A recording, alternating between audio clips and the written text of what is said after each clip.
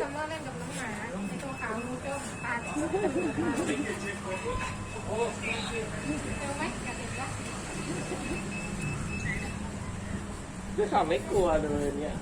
ไม่กลัวเขาเคยไปเล่นกับน้องหมาไปเดินนี่ที่หนูเคยถ่ายรูปที่เขานอนไป